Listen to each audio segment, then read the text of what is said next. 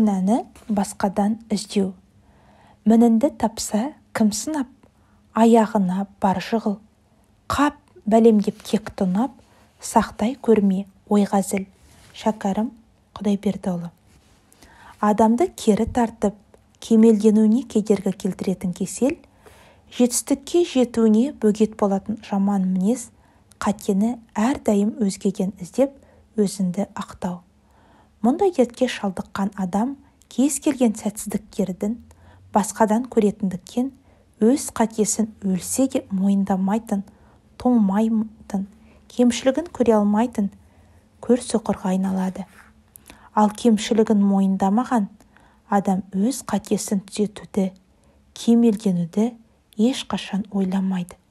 Өйткені оның түсінігінше бәріне басқалар кінәлі. Өткен жылы бір кәсіпкер азамат маған арнайы келіп, кәсібінің жүрмей, істерінің кері кеткеніне шағымдады. Қайреке, бір дұға оқым, ем салып, жолымды ашып беріңізші деп өтініш жасады.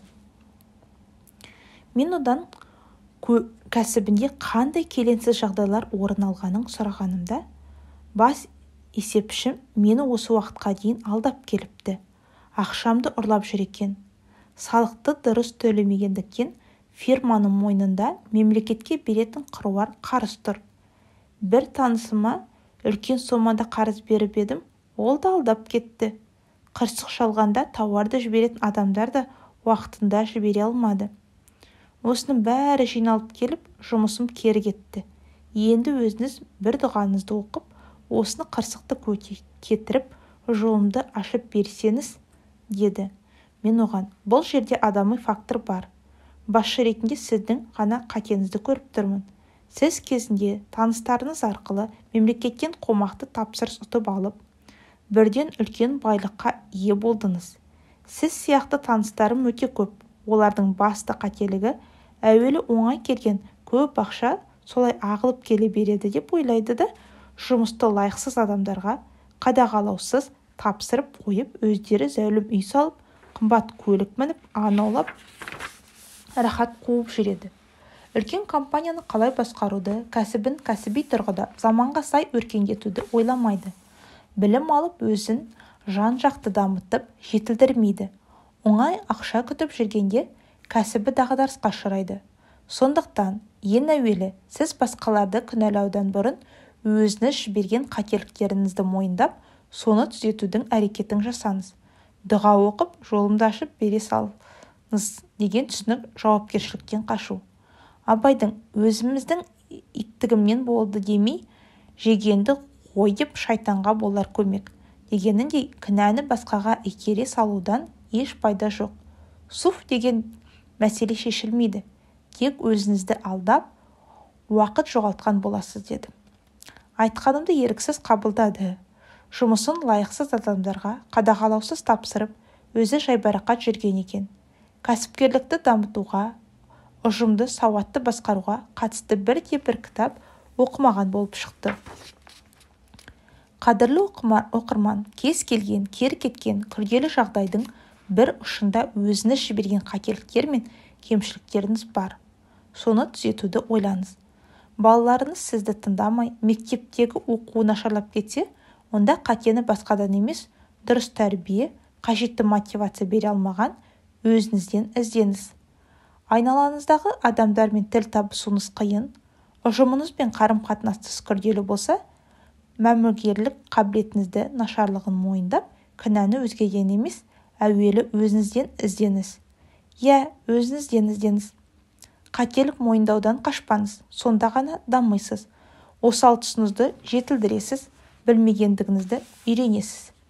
Себебі қателікті түзетіп, кемелденудің ең әуелі баспалдағы өз мініңді көре білу мен өз қатенді мойындаудан басталады. Қатені мойындау нәпсіге тым ауыр. Алла тағала көктегі шоқ жұлдыздарға, қасиетті мекен мен асқар тауларға, пайғамбарлардың өзіне қасиетті Құранға серт еткен. Солардың қатарында өзін үнемі кінәлап, жазғырушы пендеге де ант етуі тегін емес. Қиямет сүресінде өзін үнемі жазғырып, кінәлағыш нәпсіге адамға серт делінген. Аятта құлшылығын көп тақуа немесе көп білетін ғалым адаммен емес, қателік жасап өзін кінәлаған адаммен серт етілген. Себебі өз қатесін көре білу және оны мойындау жақсылыққа бет алыстың, ұлы төңкерістің нышаны, кемелденудің алғашқы қадамы. Ал кемелдіктің биік шыңы әулиелік. Олай болса, қазақтың өз мінін білген әулие деген аса терең пайым. Алаш қайраткері Мағжан Жұмабайдың адамның түзу жолға түсуінің бірінші шарты өзін тексеру, өз қатесін көре білу, келешекке сол қателікке жол бермеуге ұмтылу дегеніндей, бір мезет оңаша қалып, өзіңізге сын көзбен қарауды, жан дүниеңізге үңілуді әдетке айналдырыңыз. Ахмет Байтұрсынұлы жасалмаған жұмыс үшін басқадан кінә іздеудің қате екенін айтады. Біреу жұмыс қалайын десем, тұрған жерім жаман дейді. Біреу маңайымдағы елім жаман дейді. Бұлардың бәрі де бос сөз. Шәкәрімнің сыртында сыланасың өр беріп, ішінен түзетпейсің қатасын дегендей, сыртқы келбетімізді өң бергеніміздей жүрегімізді тазалап, бойымыздағы қателіктерге мән беруіміз керек. Хакім Абайдың өз қатесін мойындап, оны қалай түзетудің жолын іздеп, уайымдаған мына өлең жолдары саған да ой салып кемшіліктеріңді түзетуге түрткі болсын. Ойға түстім, толғандым, өз мінімді қолға алдым. Мінезіме көз салдым, тексеруге ойландым. Өзіме өзім жақпадым, енді қайда сый алмадым. Қалап алған көп мінез қалай шақылып тыялдым. Бойдағы мінді санасам, тау тасынан аз емес. Жүрегімді байқасам, ине дейін таз емес. Ашып алып тастауға апандағы саз емес. Бәрі болды өзімнен, тәндіріп салған наз емес. Адам нәпсісінің табиғаты қателік пен кемшілікті мойындамай, өзін үнемі ақтауға тырысады. Керісінше, қандай да бір жетістік пен жақсылықты иемденуге, айналасынан мадақ пен мақтау күтуге құмбылтырады. Мұның емі, саған келген барлық жақсылық Алладан, ал жаманшылық болса өзінен деген Құран аятты жүрегіңізге сіңіру болмақ. Міндеттеуші психология. Адамның тұлғалық дамып жетілуіне, өз өмірін қолына алып, жауапкершілікті сезінуіне бөгет болатын кедергілердің бірі басқаларды міндетті санау психологиясы. Мысалы, әке-шешем, аға-әпкелерім маған көмектесуге тиіс, үй, көлік алып беруге міндетті. Мемлекет маған барлық жағдай жасауы керек. Жоғары қызметтегі сыныптасым, кәсіби керемет курстасым маған жәрдем бермесе, ол оңбаған. Осы секілді басқаларды міндеттейтін масылдық психология жайлы не айтуға болады? Мұндай адамдар өздерінің сәтсіздіктері мен бақытсыздықтарын үшін үнемі біреуді кінәлап, өздерін әрдайым ақтауды әдеттерге айналдырып алады. Туысқандарының табиғи жанашырлық сезімін өз мақсатында қолдануға құмбылтырады. Қажет болса, бопсалап, манипуляциялаудың түрлі тәсілінде меңгеріп алады. Тіпті майталман маманға айналады. Кейде ішімдік ішіп, одай мас болуы енді бірде жынкіген адамның кейпіне еніп, бейшараның рөлін сомдау арқылы тіпті өлемін деп қорқыту жолымен басқалардың назарын өзіне бұруға тырысады. Жақындарының туысқандық сезімін тудыру арқылы дегеніне қол жеткізуге ұмтылады. Аяғында сондай тәсілдердің мәселесін шешуден ләззат алатын масыл мінезге пайда күнем пасыққа айналғанын өзі де білмей қалады. Мұндай адамдардың қажеттігін еңбексіз өтеп беру тым қауіпті. Бұл олардың масылдыққа тәрбиелейді. Оларға берілетін ең дұрыс көмек оқып білудің, еңбек етудің жолын көрсету. Саған ешкім ешбір істі жасап беруге міндетті емес. Өз өміріне жауапты жалғыз өзің екенін ұмытпа. Құранның ешбір адам басқа бір жанның күнәсін арқаламайды деген аятты әрдайым жадында болсын. Прокрастинация. Еріншектік күллі дүниеге өнердің дұшпаны. талапсыздық, жігерсіздік, ұятсыздық, кедейлік бәрі осыдан шығады. Абай: тағы 5 минут жата тұрайын, ертең жасай салармын. Келер жылдан бастап қолға алармын. Университеттегі тамамдаған соң бастаймын. Әуелі айлығы жоғары жұмыс тауып алайын, үйленіп алайын. Күйен үйге көшкен кезде бәрі басқаша болады. Намазды зейнетке шыққан кезде оқимын. Осы қорапты тауысқан соң темекіні бірақ тастаймын. Мына тамақты жеп алайын, сосын етті ұстауды бастармын. Тағы басқалар. Бұл сөздер өте жиі еститін, бәрімізге таныс сылтаулар. Адамды мақсатына жеткізбей, кері сүйрейтін кедергілердің, жаман әдеттердің бірі. Істі кейінге қалдыру психологиясы. Жетістікке жетемін десеңіз, ертеңге қалдырмай, here and now, яғни осы жерде және сол мезетте жасауды үйреніңіз. Гүл қоқыста болса да шайқалып өседі. Жұпар иісімен айналасына көтеріңкі көңіл сыйлайды. Ол осы үшін кең даланы, құнарлы жерді, таза ауаны күтпейді. Істі кейінге қалдыру әдетінен арылу жолдары. Миымыз кез келген істің нәтижесін бірден көруге, дереу рахаттануға бейім һәм соған үйренген. Мысалы, қарнымыз ашқанда немесе шөлдегенде су ішуді, тамақтануды кейінге қалдырмай бірден жүзеге асырамыз. Өйткені бұлай жасағанда тұла бойымыз бірден рахатқа бөленеді.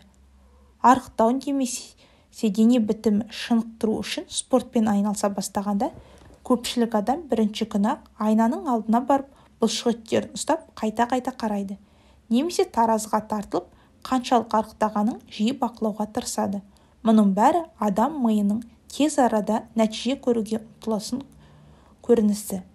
Ал керісінше нәтижесі бірден болмайтын істі кейінге қалдыруға бейім тұрады. Сондықтан жалқаулығын жеңе алмай жүрген жандар нәтижесін бірден болмайтын үлкен істерді шағын бөлімдерге жіктеп, орындалатын уақыттың меже ретіне белгілеп қойғаны дұрыс. Сонда ми нәтиже жету үшін жоспарланған жұмысты кейінге қалдырмай бірден жасауға итермелейтін болады. Мысалы, күніне 5 бет кітап оқу, айына 2 келі салмақ тастау секілді кішкентай мақсаттарды межелеп алған жөн. Бір істі жасайтын кезде ми бірден ол істің ең күрделі, қиын жағын ойлайды. Сосын оны жасамаудың жолын іздейді. Әлеуметтік желі секілді жеңіл-желпі нәрселерді ақтарып, мәнсіз видео қарап, парақшаларды шарлай бастайды. Ал ниеттенген істі бастауға айрықша ынта, шалқыған шабыт, қазіргі тілмен айтқанда арнайы мотивация қажеттігін ойлап, үнемі кейінге ысыра береді. Мұндай кезде істің қиындығына мән бермей, бірден бастап жіберу керек. Ынта кейін өз-ақ пайда болады. Мысалы, таңертең жүгіруге ниеттендіңіз, киім киіңіз де далаға шығыңыз. Сіз далаға шығу арқылы жүгіруді бастадыңыз деген сөз. Таңертең немесе кешке кітап оқуды жоспарладыңыз делік. Бірақ кітап оқуға жалқаулығыңыз жар бермей тұр. Еш нәрсеге қарамай, қолыңызға кітапты алыңыз да парақтай бастаңыз. Мазмұнына көз жүгіртіңіз. Әрі қарай бәрі оңай. Дәл осы әдіспен мақала жазыңыз. Орныңыздан тұрыңызда компьютеріңізді қосыңыз. Бар болғаны осы. Әрі қарай саусақтарыңыз өз-ақ қимылдай бастайды. Қазір сіз оқып отырған қолыңыздағы кітапты осы беттерін жазарда мен де еріншегім ұстап отыр еді. Үстелдің басына отырып компьютерді қосып едім, жалқаулығым дереу қашып кетті. Әрекет бар жерде берекет бар, деп бекер айтылмаған. Оталмай тұрған көлікті тергенде оның бастапқы кездегі орнынан қозғалуы ғана қиын. Бір қозғалған көліктің жүруі оңай. Кез келген жұмыстың басталуы ол істің жартылай, тіпті 80% біткендігімен пара-пар. Қазақтың шешінген судан тайынбас деген тәмсілі осыны меңзеген керек. Себебі адам миы басталған жұмысты ұмыта алмайды. Оны бітіргенге дейін көңіл бейбақ байыз таппайды. Мысалы, көріп отырған фильміңіз бір себеппен үзіліп қалса, оны уақыт тауып аяғына дейін көруге тырысасыз. Басталып аяқталмаған істің адам миында жақсырақ сақталатындығы жайлы Блюма Вульфовна Zeigarnik деген ғалым дәлелдеген. Бұны психологияда Zeigarниктің эффектісі дейді. Кейде Іс емшіз, мінсіз, аса керемет дәрежеде болуы керек деген максималистік психология оны кейінге қалдыруға себеп. Біз істің кереметтеніп күтіп жүргенге уақыт зулап өтіп кетеді де, ол сол күй өзгеріссіз қалады. Әсілінде адам баласы жасаған іс бірден кемел болып кетпейді. Қазақта көш жүре түзеледі деген жақсы сөз бар. Бұл өмірдің де адам табиғатының да заңдылығы. Әлемде жетістікке жеткен тұлғалар өмірін зерттегенде олардың қай-қайсысы да жетістікке бірден қол жеткізбегендігін аңғарамыз. Forbes-тың 20 жылғы рейтингі бойынша әлемнің ең қымбат бренді саналатын Apple компаниясының негізін қалаушы Стив Джобс алғашқы кәсібін шағын гаражда бастағаны мәлім. Сондай-ақ қандай да бір нәрсені жасау үшін тамаша көңіл-күй немесе шабыт іздейміз. Оны күтіп жүргенде жылдар сырғып өтіп жатады. Адам көңілі іс жасағанда көтеріледі, әрекетке бастағанда шабыттанады. Ендеше көңіл көтерілгенін күтпестен мақсатқа қарай жылжы. Бүгін істі ертеңге қалдырмаға. Кейде идеалды жоспар мен мінсіз ұйымдастыруды елестетеміз де, ниеттенген жұмысымызды ойдағыдай атқара алмай қаламасақ, қолды бір сілтеп, босансып, тізгінді жібере саламыз. Жай барақаттыққа салынып кетеміз. Бұл қате. Ойдағының біреуі болмай қалды деп, қалған істі бүтіндей тастай салуға, уыстын түгелдей шығаруға болмайды. Қандай да бір істің тек кемелдігін, эмоциялық тұрғыдан ең күшті күйінді күтпей мүмкіндігінше жасай беру керек. Нәпсі бізге ешқашан жата бер, ұйықта, мына істі жасама деп бұйрық бермейді. Көбінесе 5 минут жата тұр. Біраздан кейін баста деген секілді ұсақ ойлар арқылы шырмайды. Бойдағы жалқаулық осындай сөздерден кейін істі кейінге шегере береді. 5 минут жата тұрайын деген кісі бірнеше сағат ұйықтап қалады. Аздан кейін істі бастаймын деген адам көп уақытын босқа өткізіп алады. Мұндайдан сақтану үшін 5 санын кері қарай санап 0 дегенге істі бастап жіберу керек. Өйткені 0-ден кейін басқа сан жоқ. Адам еріксіз әрекетке барады. Ойлаған ісіңді уақытында жасамай кейінге ысырған жағдайда ол іс миыңыздың бір шетінде сақталып тұра береді.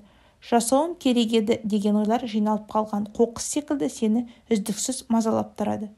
Ойын жасалмай қалған іске үнемі бөліне бергендіктен өзіне көңілін толмай жеңілген адамның күйін кешесің. Кейінге қалдырылған жұмыстар басқа істерді ынта қойып беріліп жасауға кедергі келтіріп, ойынды, күш-жігеріңді шашыратып жібереді. Бірінен кейін бірі ашылып, қайта жабылмай қалған бағдарламалар мен парақшалар қалтафонның қуатын қалай азайтатын болса, кейінге қалдырылған істер де сенің ішкі қуатыңды солай кемітеді. Сондықтан ниеттенген жұмысты бірден жаса, кейінге қалдырма. Кейінге қалдырылған істер жиылып тау болады да, бәрін жинап бірден жасауға күшің де, ерік-жігерің де жетпейді.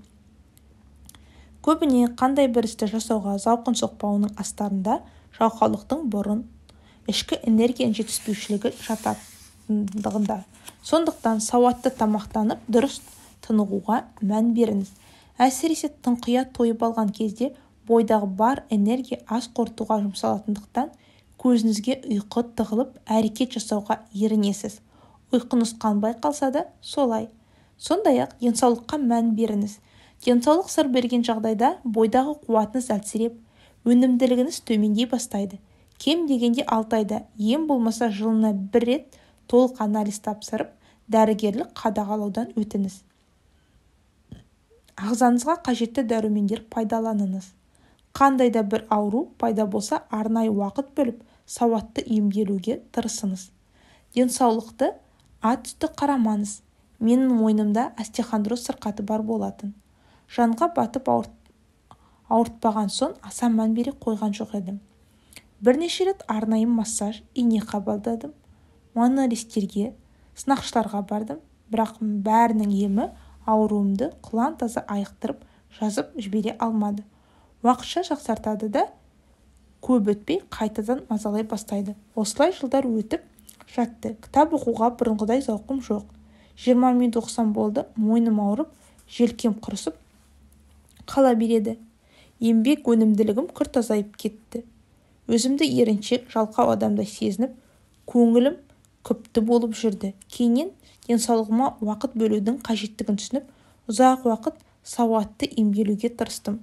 Күнделікті арнайы жаттығу жасауды әдетке айналдырдым. Денсаулығым біршама түзелді. Аллаға шүкір, бұрынғыдай кері тартатын энергия тапшылығының кедергісінен арылдым. Асығыстық. Өмірде қандай бір жетістікке жету жолында көпшілік жіберетін қателіктердің бірі іс тиянақталмай жатып, оның нәтижесін көруге ұмтылған асығыстық. Мысалы, көктемде еккен егіннің жемісін күз болмай жатып, жаздың ортасында көргісі келген адам тәрізді.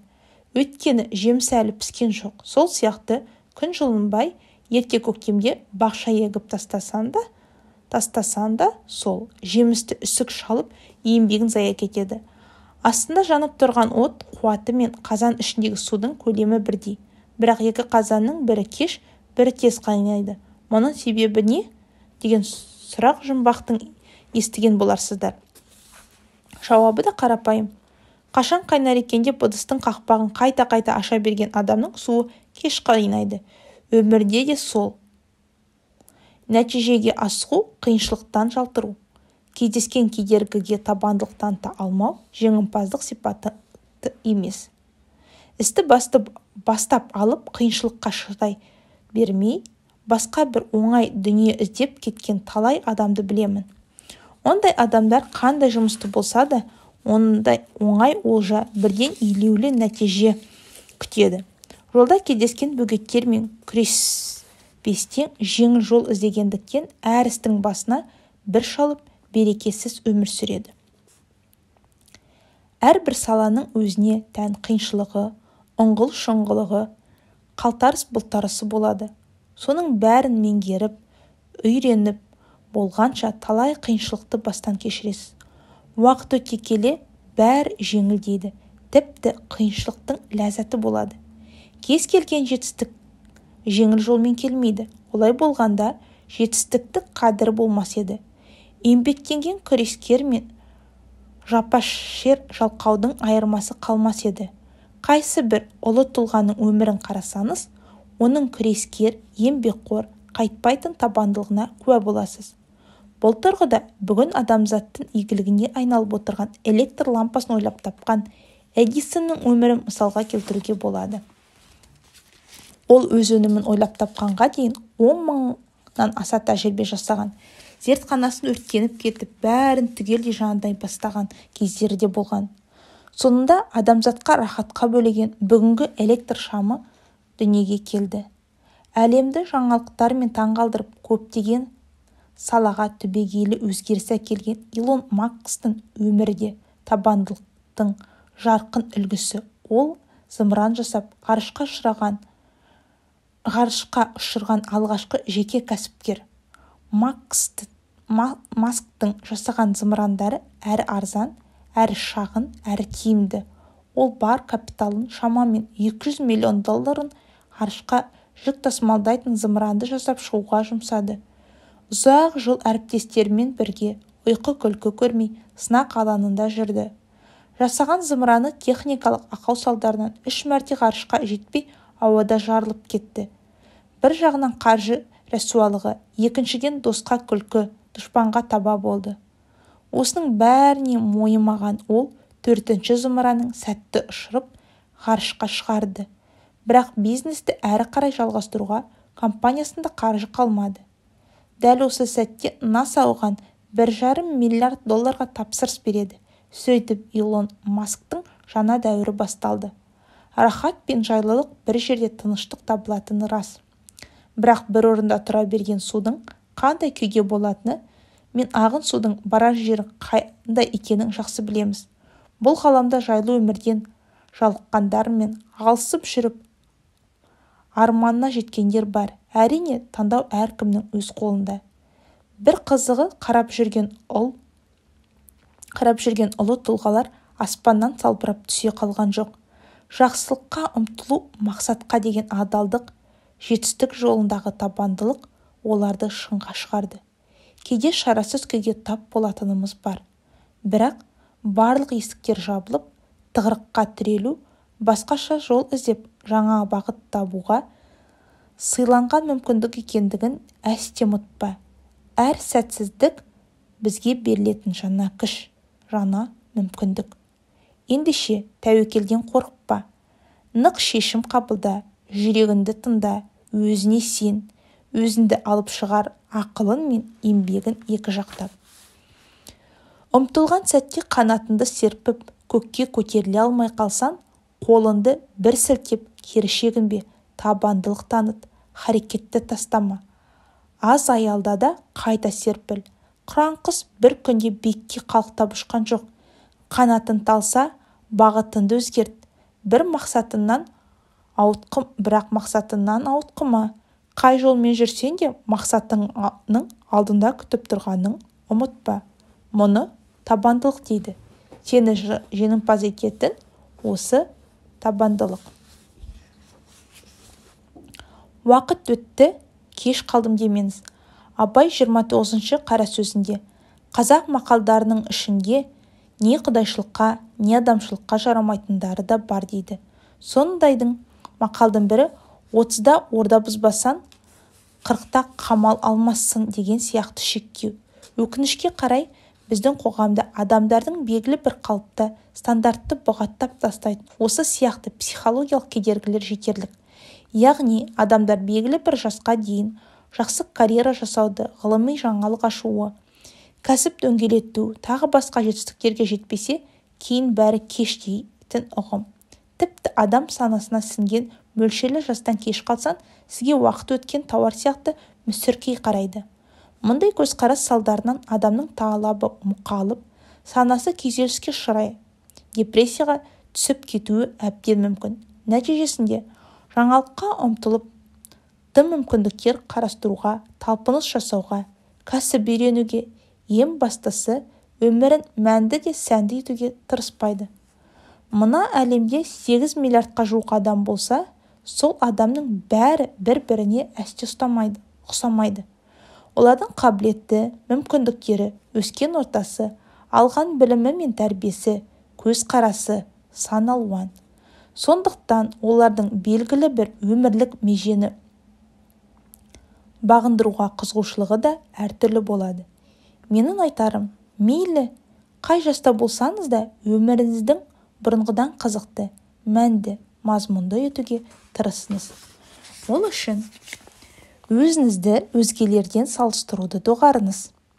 Адам өзін басқалармен қаражат, отбасы, қоғамдағы статус немесе өзге де дүниелерге байланысты салыстыруды доғарған кезде жеке басын бақытты сезіне бастайды. Әркімнің түрлі дүниелерге қол жеткізуге өз жолы, уақыты мен мөлшері болады. Сондықтан қанша қиын болса да өзіңізді өзгелермен салыстыра бермеңіз. Оның орнына өзіңізге ұнайтын, күшті мотивация беретін нәрселерге көбірек көңіл бөліңіз. Жаңа хобби таңдаңыз. Ол музыкалық аспапта ойнау. Әйел адам болсаңыз, тігін тігу сияқты бұрын істеп көрмеген дүние болғаны дұрыс. Жаңадан тіл үйреніңіз. Тіл үйрену адамның когнитив қабілеттерін арттыруға көмектесіп, кәрілікпен қатар келетін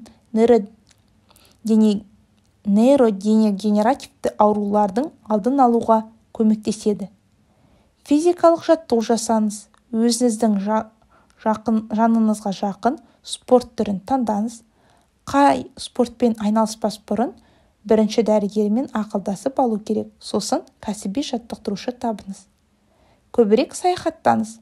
Марк Твен адамдар өлер алдында аз саяхаттағанына өкінеді деген екен. Мүмкіндігіңіз болмаса, шет елге саяхаттану міндетті емес. Облыс, қала, ауданға көп қаражат талап етпейтін туристік маршруттар таңдаңыз. Кітап оқуды әдетке айналдырыңыз. Кәсіби, жеке дамуға арналған және көркем шығармалар оқыдыңыз. Кітап оқу адам миының жұмысын жақсартып, есте сақтау қабілетін дамытады. Сапалы курстар мен семинарларға қатысыңыз. Тамақ пісіріп үйреніңіз. Әсіресе өзіңізге бұрын таныс емес, жеп көрмеген түрлі ұлттар тағамдарын пісіріп үйреніңіз. Жас ұлғайған сайын адамның метаболизмі төмендейді. Сол себепті жейтін тамағыңыз мейлінше пайдалы болған жөн. Күнделік жазыңыз. Адам жасы ұлғайған сайын есте сақтау қабілеті төмендейді. Ал күнделік жазу толғаныстарыңызды тұрақты түрде қағазға түсіру адамның есте сақтау қабілеті арттырып, стресс пен депрессияны жеңуге көмектесіп, менталды саулығыңызға пайда әкеледі. Қамалды кез келген жаста жастауға болады. Жаңа карьераны кез келген жаста бастауға болады. Жаңа мамандықты кез келген жаста меңгеруге болады. Қандай да бір себеппен үйленбеген болсаңыз, кез келген жаста өзіңізге лайық отбасы құруға болады. Ол үшін сіз өзіңізге сенуіңіз керек. Себебі барлық шектеу біздің миымызда. Егер біз миымызға қолымнан келмейді деген сигнал берсек, онда біздің сәтсіздікке ұшырау ықтималдығымыз арта түседі. Сондай-ақ сәтсіздік немесе қателік міндетті түрде болады. Сондықтан сәтсіздіктерден, қателік жасаудан қорықпаңыз. Жас ұлғайғанда жетістікке жеткен талай жандар бар. Мысалы, ардақты пайғамбарымыз Мұхаммедке саллаллаху алейхи уассалам пайғамбарлық 40 жаста берілген. Хакім Абай өзінің қара сөздерін 45 жасқа толған шағында 1890 жылы жаза бастады. Табиғи философияның математикалық бастамалары деген атақты еңбегін Исаак Ньютон 44 жасында жазған. Осы еңбек арқылы бүгін таңда қолданыстағы инженерлік саланың негіздері қалыптасты. Ахмет Байтұрсынұлы 40 жасында 1913 жылы Қазақ газетін шығаруға қолға алған. Әйгілі композитор Бетховеннің дәуірлеу кезеңі 35-45 жас аралығы. Ол осы кезде философиялық ойға құрылған шығармалар жазды. Ыбырай Алтынсарин 46 жасында Ырғызда қыздар мектебін ашты. Бұл қазақ халқын ағарту жолындағы ең елеулі еңбектерінің бірі. Түрік азаматы Емин Жандан Құран жаттауды бала кезінен армандап, оған 67 жасында қол жеткізді. Рим сенаторы Марк Катон грек тілін 80 жасында үйренген. Сократ 70 жасында түрлі музыкалық аспаптарды шебер ойнауды меңгерген. Неміс тарихшысы Леопольд Ранке өзінің әлем тарихы еңбегін 91 жасында аяқтаған. Лев Толстой 82 жасында жас жігіттерше шалғы мен шөп шабатын. Ол қартайған жасына қарамастан конькиге сырғаны, велосипедте тебетін. Бір аяғымен 40 рет отырып тұрады. Англияда заң кеңесшісі болып қызмет атқарған Арчи Уайт 96 жасында университет түлегі атанып, ел тарихында ең қарт студент атанды. Қытайлық танымал кәсіпкер Джек Ма 36 жасында алғаш рет жеке кәсібін бастаған. Қазіргі таңда ол әлемдегі ең бай адамдар қатарында. Рей Крок 52 жасында Макдональдс компаниясының негізін қалап, әлемдегі ең үлкен фастфуд компаниясының франшизасын қалыптастырды. Джон Стит Пембертон 55 жасында Кока-Кола компаниясын құрды. Гарланд Сандерс KFC ресторандар желісін 62 жасында айналымға шығарды.